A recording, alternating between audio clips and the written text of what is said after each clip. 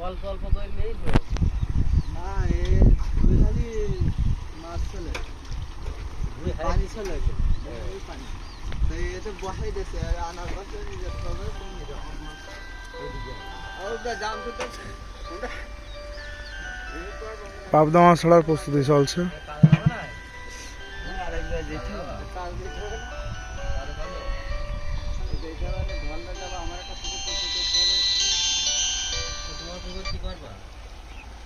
hello